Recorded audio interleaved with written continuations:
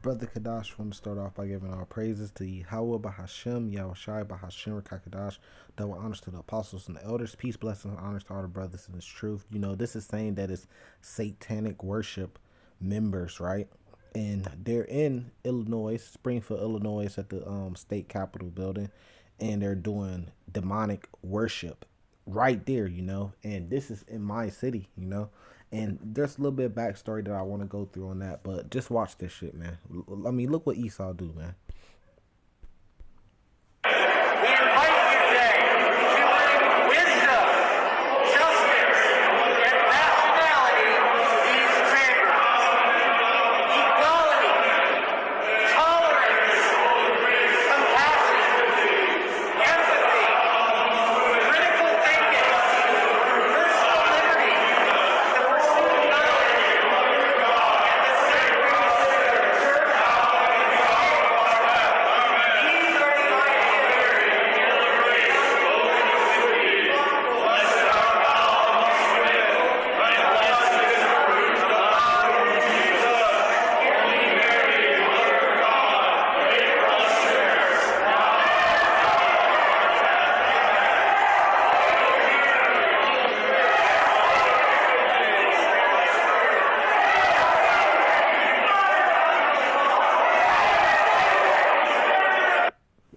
So what it looked like is there's a couple different groups in there. It looks like there's the demonic group, and it says that they're worshiping the Baphomet, satanic worship. But then it looks like there's a opposing group that's worshiping Jesus Christ. But in reality, they both worshiping the same person, because the Lord name is not Jesus Christ, and that's not his image. Even the image they had on that poster, that really goes back to the wicked, which is Esau, because that's Esau's image. It says in First Thessalonians, here, let me see if I can find it. Second Thessalonians. Let's break that down real quick. If I can get to it. It says in Second Thessalonians 2, verse 4, who oppose and exalt of himself above all that is called God, or that is worshipped, so that he as God sitteth in the temple of God, showing himself that he is God. So when you go on Google and you type in God, who image pops up? The Edomites. That's the man of sin, because even when you go to Malachi 1, which we're going to go to, it calls them the most wicked people on earth, the border of wickedness. Now, a little backstory on this, beyond popular belief, people around the world, they think that Chicago is the capital, but it's not. Actually, my hometown where I'm from, which is Springfield, Illinois, is the capital of Illinois. And they say that this is the home of Lincoln. They say he's the greatest president of all time. A goddamn demon, a devil, right? But because he had Hebrew Israelites in slavery. But they like to say that he's the greatest president of all time. So the thing is, a little backstory is, there's no camps here, one West type of camps here that I know of. I've been around, I asked around a little bit. I haven't been able to find none. I haven't found any brothers on the highways and byways, just ran into them. Now, there is people that run into me all the time on the highways and byways. There's a lot of people that message me on Facebook and stuff like that and say, hey, brother, I seen you out there. I seen you downtown. I seen you downtown a long time ago, which shows, I've been doing the work, in season, out of season, even in the wintertime and the summertime, fall, springtime, So the backstory on me in Springfield, Illinois, before I get in this, because this ain't their first time doing this. I seen this like 5 to 10 years ago, somewhere in that range. I know it's a big range, but I can't remember the actual year. I heard about them having this satanic ritual in the state capitol building, and it's right.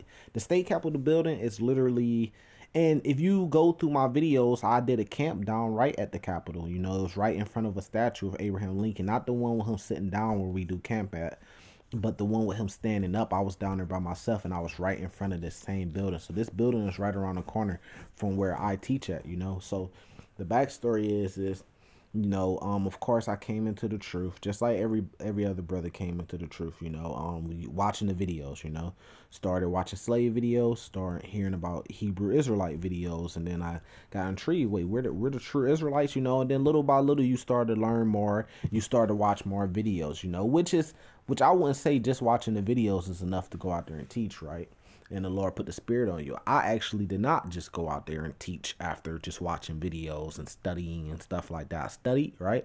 But I actually went to a GMS camp, so everybody knows, I'm not officially a part of GMS, but yeah, I do follow GMS teachings and submit to GMS teachings, come under GMS teachings, I guess is the best way to say it, and would I want to be a part of GMS officially? Yeah, I would, but I understand why, the apostles are doing things like tighten their circle, so I have love for the apostles just from what I learned from them. So if they're tightening their circle and that's better for them, right, and it protects them, then I'm all for it, even if I got to be outside of that. The goal is to get on that chariot. I believe it's in the book of Luke. I have to actually find a chapter for you, but it speaks about seeing Abraham, Isaac, and Jacob in the kingdom, or the prophets in the kingdom. I forgot exactly what chapter it is. I'll have to find it for you, and actually I will. I'll find it for you. But it speaks about seeing those prophets in the kingdom, So that's the way I look at it, If I would love to be a part of GMS, right? But if I can't be a part of GMS on this side, it may be in the book of John. Sometimes I get them mixed up. If I can't be a part of it on this side, then, I get to meet those brothers. I get to meet those elders, and stuff like that in the kingdom, Here, so like, let me see if I can find this right quick. Because it's going, how you say something, precept comes to your head, and then it bothers you, right? If it's not in the book of John, I'm going to have to find it. It's in one of the Gospels, I believe. Okay, it is in the book of Luke. This is Luke chapter 13. Let me jump to it. But like I was saying, I would meet them on a chariot. I will meet them in the kingdom if it's not for this side, because I understand tighten up your circle. It's a lot of stuff going on right now. They put the order out that they not taking no new members, right? So let me finish on giving you the backstory, right, before I get to these devils, This is Luke 13, to get this out the way. Starting at verse 28. It says, there should be weeping and gnashing of teeth when ye shall see Abraham, Isaac, and Jacob, and all the prophets in the kingdom, and you yourself thrust out. And they shall come. Okay, so that's the point. But the point I run that precept up for is to show that you are going to see Abraham, Isaac, Jacob, and all the prophets in the kingdom. And we believe that they're reincarnated, and some of those prophets are reincarnated today, and they could be the elders. Some of those apostles, the apostles today, could be the apostles of old, reincarnated, So we really believe that. So we going to see them in the kingdom, if we not thrust it out, if we be a part of the elect, we gonna see them in the kingdom, So I seen a lot of brothers, they get worked up without being able to just come in however they want to come in. But the main goal is just go do the work. And if you be a part of the elect and you actually get saved by the Lord, nobody's going to be able to deny that from you. Nobody's going to be able to say anything against that, because guess what? You actually was a part of the elect. Me and my cousin was talking about this the other day ago. There's going to be millions of Israelites saved. You telling me you can't get one seat? You can get one seat, man. You just got to do the work and have faith and actually believe, Just do the work, And they are perfect examples. They go out there as perfect examples. And the apostles in the Bible, the prophets in the Bible, the Lord, Yahweh Shai in the Bible is also perfect examples of what to do to go out there to attain salvation. Some brothers going to attain salvation at the last moment, going to wake up to the truth at the last moment, kind of like how the two thieves that was on each side of Yahweh Shai, they were promised to make it to the kingdom too, because they believed at the last moment right before their death, So that's going to happen, But back to the story though. So I actually went out to a GMS camp for a whole year in attempts to join GMS, but, I was dealing with that particular camp in St. Louis. I was living down there at the time, so I went out there for, I say, about a whole year. I was diligent, came down the camp, and everything like that.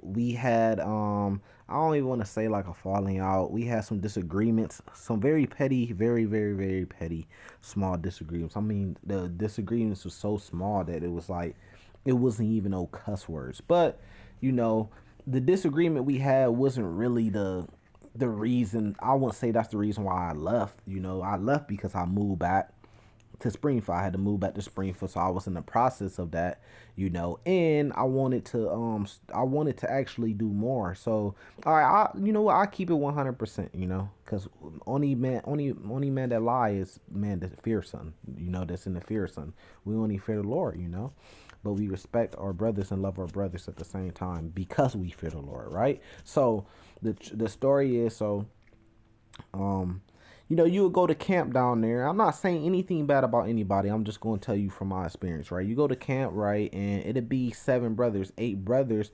but you will have to stand on the outside of the line. Not saying I have a problem with any of these things, but you have to stand on the outside of the line, so you'll be out there on the island by yourself. I did that for like a year, right, and didn't ever enter into the camp, right? So during this time, you only get to bring out 1, 2 precepts. You kind of got to raise your hand. It might be another brother out there that's not a part of the camp either, and you be competing with him, and y'all be competing to kind of try to raise your hand to get a precept in before they take it somewhere else, and then your precept don't even make sense. You do that, and I came down every week, in season, out of season. I was very diligent, put up videos, studied, learned, you know what I mean, and came down to the camp. But sometimes the spirit would be so heavy on me that I just go out there and set up camp myself. Now, I wasn't going against any orders because I was told, hey, you could go over there and you could set you up a camp if you want to. When I very first came down, I was told that. So when the spirit is on me, like, man, I got to do more, because I'm hands-on learning right up front, and I wanted to do so much more for the Lord because I just had the spirit, I was on fire. I wasn't lukewarm. So bringing out 2 precepts at camp just wasn't enough for my particular spirit, and I don't know if brothers or elders may see it and may be like, no, you were going off in some type of way. I don't know, it could be true, and I'm not fighting against any of that. All I'm saying is the spirit was on me to go and teach. But this is how right here if I was ready to teach or not, right? So what is history now at that time was the future. And that's all we could do. Just like it tells you, how do you know a prophet is a prophet? If the things he prophesied come true. So you could say a prophet and 10 people could say he's not a prophet. Y'all could argue all day about it, but we only gonna know is if the things he say comes true, and then he would be, and then in retrospect, looking back on it, you would say, look, that dude was a prophet. So in my case, I was ready to teach. My spirit was telling me, look, you could do more. You could do more than this. Your ceiling is low. And then I understand why the brothers do that, because they want to have it built a certain way for you to come in and make sure that you ready, right? But the thing with me is, before I start going down to the camp of GMS, I was in the truth for damn near 2 years before I even started going down to that camp. So where they would start me back to 0, I was already past 0. I already knew a little bit. I was already ready. I could already put precepts. I could already hold my own at a camp. I could already do a camp. You see what I'm saying? Was I perfect? Was I on any level? No. But I was more than 0. You see what I'm saying? But they wanted to, it was damn near like they were starting me back from 0. But my spirit was like, no, you already know a lot of these things that they bringing out the camp and they saying, you already know, and the Lord said he come for the sinners, roughly paraphrasing. He come for the sinners, not the righteous or whatever. He can't, he gonna save the righteous, but he come to get the sinners to repent, roughly paraphrasing, right? So that was my job, it's like, I know these things that y'all are saying. I'm not saying I know them. I actually know them because I studied them. So I feel like I should go out there and do the work, So eventually I end up moving back to Springfield. And then I didn't see any other Hebrew One West camps here in Springfield. So I did take it upon myself. I took that burden. I won't even say it's a burden. I put that weight on my shoulders. And I said, look, you know what? Ain't no other camps out here. I moved back here. I'm going to start a camp out here. So I had a guy coming with me. He stopped coming. But then I had to come down. And it's been about a year. It's been going on about a year. I'm coming to camp in season, out of season, in the wintertime by myself, holding it down. Getting the signs, upgrading little by little, and just coming up with lessons, titles, and precepts together, and coming and breaking it down. Now, when I was doing that, I wasn't just talking to the wind. I was encountering a lot of people downtown. I was encountering and getting. You could go through my videos and prove me, I'll have contact conversation with Ishmaelites, with Edomites, with Hamites, with all type of different people, Israelites. You see what I'm saying? I had a lot of different conversations with Israelites, and I had multiple, and I can show you proof. I had multiple Israelites, inbox me and inbox me and say, "Look, I seen you down there. Yeah, I seen you down there a couple months ago. You been down there." Hey, you inspire me to keep going. You inspire me to do this. It is, because that's what we're here to do. It tells you that in Zephaniah chapter 8, what does the Lord require of us? Teach this truth to our brothers and execute righteousness in your gates. And that's exactly what I've been doing. So from the GMS camp in St. Louis, not saying anything bad about them in particular, that particular branch in St. Louis.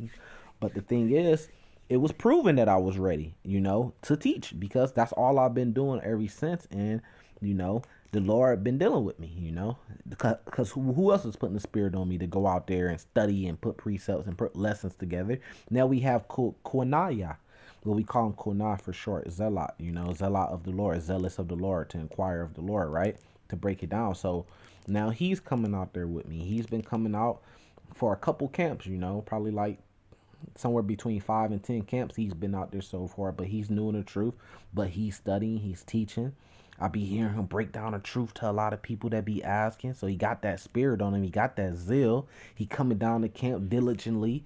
Instead of making him stand on the other side, and raise his hand, and a whole year of doing that, I allowed him to come over the other side, stand next to me. Should I even allow him to do camps where he came up with the title, he came up with the precepts, and I was his reader, because some men have to get it like that, Cause even when I was going out to the GMS camp, I had some brothers tell me like, man, look, my first time coming down here, whoever the elder was at this time, he just threw me a garment and told me, come on. You see what I'm saying? So it's different. So it is different ways. And the thing is, well, how is Yahushua doing it? Did he tell Peter, hey, look, Peter, go do this and study, and in a year I'm gonna let you come in and follow me and then go around with me teaching, in about a year, or about 2-3 years, I'm gonna let you, we gonna figure it out. No, he said, hey, look, come with me, I'll make you a fisher, man.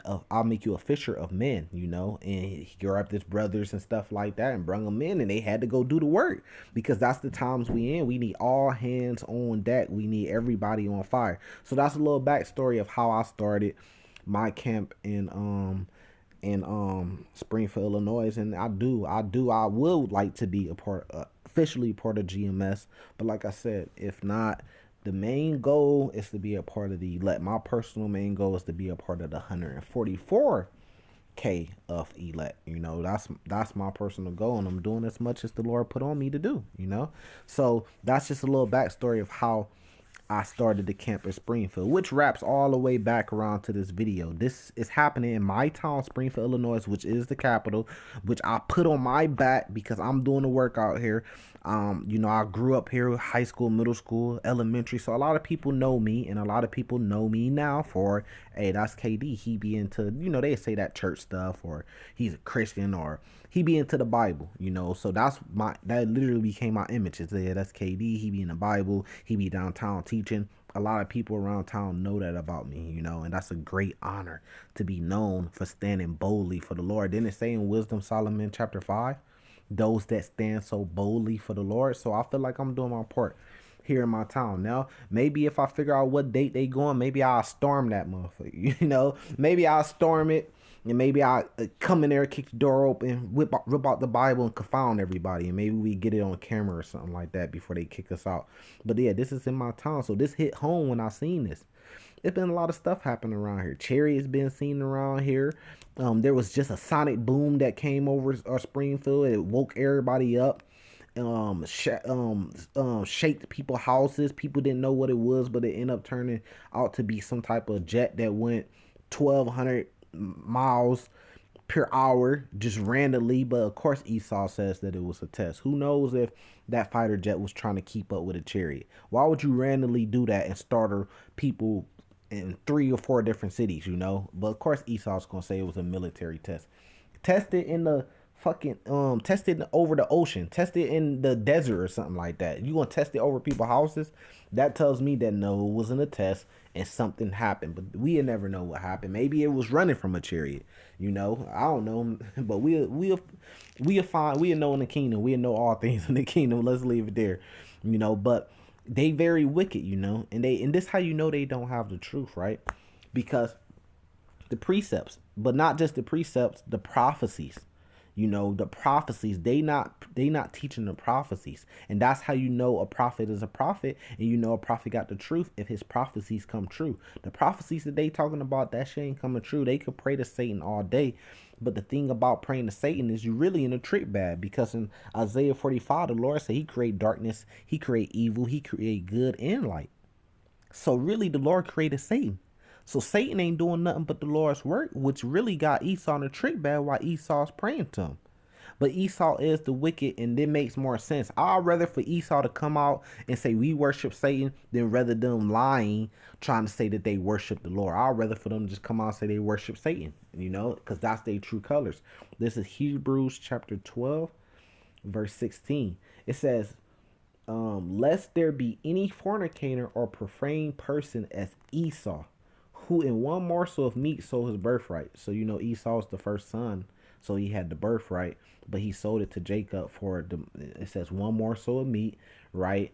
And then Isaac blessed Jacob with the kingdom. That was Jacob's blessings, the kingdom which is going to last forever.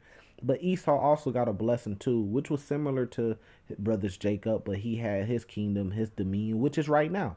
America, Mystery Babylon, this is his kingdom right now. He has rulership over the earth, but at the same time, Jacob's is going to last forever, and that's going to be the kingdom, and Esau is going to be destroyed. It says, for ye know how that afterward, when he would have inherited the blessing, he was rejected, for he found no place of repentance, though he sought it carefully with tears. So Esau is profane. There's nobody as wicked, a fornicator as Esau. So it makes sense that they would be devil worshiping, you know. Let me get another one to break down, you know, this Edomite's character, if I could get to it. This is we said Malachi chapter 1, right? This is a classic, you know, one of the first couple precepts you learn when you come in the truth. Malachi chapter 1, verse 1, the burden of the word of the Lord of Israel by Malachi. I have loved you, saith the Lord, yet ye say, wherein hast thou loved us? Was not Esau Jacob's brother, saith the Lord? Yet I loved Jacob, and I hated Esau, and laid his mountains and his heritage waste for the dragons of the wilderness.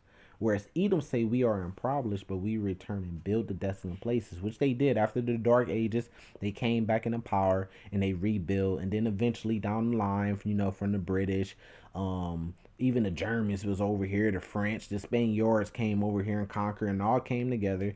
And then you have a place called America that they built up, which is called Mystery Babylon in the Bible, Revelation 17, Revelations 18. It says, so they did. It says, thus saith the Lord of hosts, they shall build, but I will throw down. When is the Lord going to throw down? When he comes back.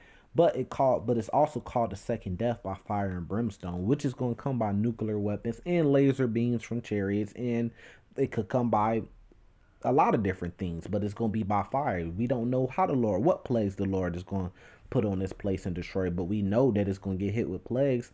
It tells you that in Revelations 18 verse 4. So he going to throw down all the cities. And then when you go to Isaiah 13, when you go to Jeremiah 49, it tells you that no man is ever going to dwell on this land, and it's going to be a desert land that only wild beasts and wild animals and vultures and stuff like that is going to live over here. It says, but I will throw down, and they should call them the border of wickedness, and the people against who the Lord has indignation for forever. And then it tells you that in Isaiah 34, the people of his curse, and it tells you he's going to use that sword that they was blessed with by Isaac. He's going to use that sword on them because he's going to bathe it in heaven. Nuclear weapons going to go in space and come down. They're called hypersonic nuclear weapons, and they're going to destroy their Esau's kingdom in him. So that's their true character. They the wicked. So it makes more sense for them just to come out like these guys are, and just pray to the devil. They are in more in the truth, right? Than the other Edomites on the side talking about Jesus. They more in the truth worshiping Satan than the other Edomites on the side worshiping Jesus, because they are the wicked and they are of their father, the devil. You know, this is jumping to Revelations 12 since we mentioned it. Now you can get a better understanding of what it means in Revelations 12 after you break it down. And it says this right here, Revelations chapter 12, verse 7. And there was a war in heaven. Michael and his angels fought against the dragon, and the dragon fought and his angels. We know what that means because we could go to Revelations 19, starting at verse 19, and it's talking about the same thing. But there it says the kings and the armies of the earth is going to fight against the one that sits on the horse. It's talking about the same war in the heavens, but now it's telling you it's the kings of the earth. So who's the dragon and his angels? It's the kings and the armies of the earth, right? It says, prevail not neither, which is Esau. Esau is the kings of the earth right now. They're in rulership. It tells you that 2nd Esdras 6, verse 9. It says, and prevail not, neither was their place found anymore in heaven. They not gonna be in the skies. They fighter jets, they space stations, they satellites, all that shit is gonna be took down. But even their rulership, them being empowered, they're not gonna be found. Their place not gonna be found anymore in heaven. They're not gonna be in heaven. They're about to go into their hell. It says, and the great dragon was cast out. Now you can understand when it says that old serpent, called the devil and Satan. It's talking about man. That man is Esau and his seed Edom. And now you can see it. That's why they worship Satan. It's not talking about the actual spiritual demon Satan, because he just got them in a trick bag, because the actual spiritual demon Satan just works for the Lord. I mean, you can read the book of Job that the spiritual demon Satan had to go get permission from the Lord in order to do different things. It says, which deceived the whole world.